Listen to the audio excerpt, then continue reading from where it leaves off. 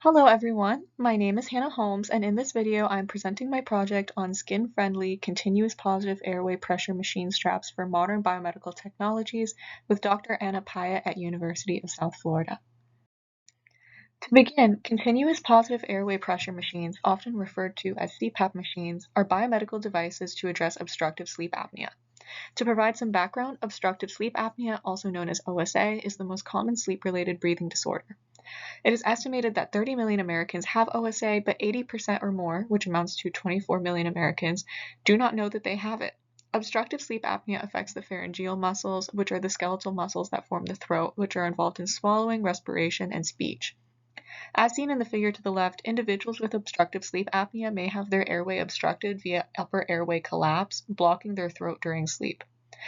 People with obstructive sleep apnea tend to have a variety of symptoms associated to this pharyngeal muscle failure, most notably loud snoring at night, choking and/or interrupted breathing, also known as apneas, that occur throughout the night sweats, nocturia, and as a result of poor sleep quality, excessive fatigue, daytime sleepiness, and cognitive issues such as difficulty concentrating, forgetfulness, and memory problems.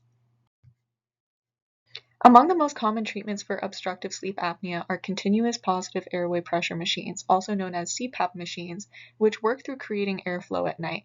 This is accomplished through delivering pressurized air through a mask at night to prevent pharyngeal muscle collapse. Positive pressure is generated through a dynamic centrifugal blower pump in the machine, which is placed near the bed, and air travels through a tube into the mask continuously throughout the night every night. There are three major categories of CPAP machines based off of method of delivery, including a nasal CPAP, which includes small masks that cover the nose or prongs inserted into the nostril, nasopharyngeal CPAP machines, which are tubes that are inserted inside of the nasal cavity that extend into the nasopharynx, and finally a full-face CPAP, such as the one shown on the right. The full mask CPAP is especially applied when patients breathe out of their mouths during sleep, since oral air leaks reduce the effectiveness of the machine. All of these methods include a facial apparatus affixed to the face with straps, usually made out of synthetic materials such as silicone or rubber. Examples of three major delivery methods are shown here. The nasopharyngeal tube is not shown since that is internal. However, full face mask with straps surrounding the midface and forehead, and two versions of the nasal mask are shown with straps surrounding the cheeks and nose bridge. While this device is an extremely effective treatment for many individuals who suffer from sleep apnea, there are a great deal of side effects. Due to the friction and material of construction from the facial straps, there are high rates of contact dermatitis, skin indentations that can last throughout the entire day, hair loss, and facial hair loss among patients. This, among other side effects, drastically reduce patient compliance, with studies revealing that as many as 50% of people who suffer from sleep apnea upon receiving a diagnosis and being prescribed a CPAP machine do not continue their treatment beyond a year. As discussed before, this condition can have very drastic effects on an individual's quality of sleep and therefore their quality of life, so it is a great motivator to address any factors that prevent people's access to and compliance with this life-saving treatment. Given that this is a widespread issue, there are some attempts at solutions for skin-related CPAP machine side effects currently available. To the left, a CPAP balm is shown, which aims to combat irritation from friction of the CPAP straps by moisturizing the skin, and to the left are CPAP machine liners, which place a barrier between the abrasive straps and the mask in the skin.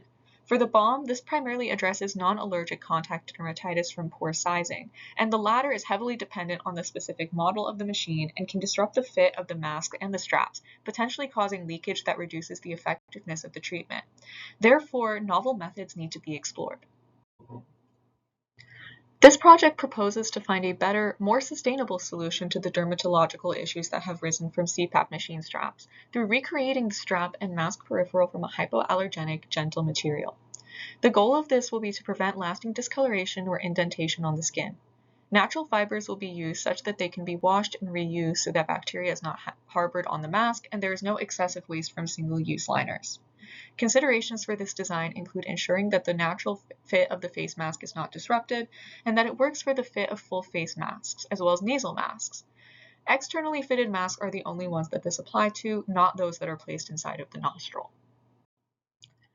For my approach to this solution, since CPAP machinery is usually prescribed specifically to those diagnosed with the condition, an accessible alternative to represent the fit of the mask is an N95 face mask. Sustainably sourced cotton was used as a biodegradable, biosafe, hypoallergenic material. The straps were secured using safety pins and were placed in conformation to emulate the shape of straps on a standard full-face mask. Here is a demonstration of how the mask was originally and the modifications that were implemented along the edge of the mask to assist in providing a non-leaking barrier between the mask and the surrounding skin. First, the mask straps were removed, and then the mask fitting was measured in the fabric. The edges were sewn in the final image to the right.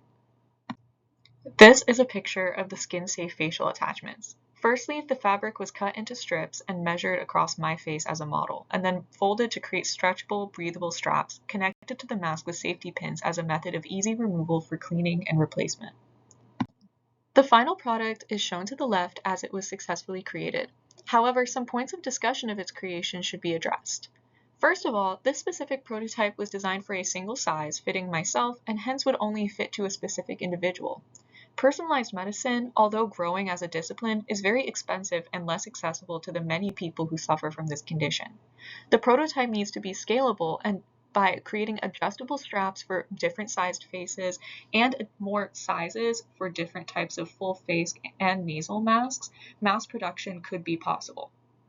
Since the prototype is cotton, it would also need to be washed every 1 to 2 days, which could be unfeasible for certain individuals and would be considered more high maintenance than some other masks. Finally, the fit of the mask closely is represented by the N95. However, it is significantly softer than a CPAP mask, which is usually made out of plastic.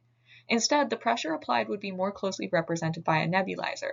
So while this may represent the size and how it would fit across the face, it would not represent how much pressure it would be applying if we were to do a long-term study on the performance of this mask overnight.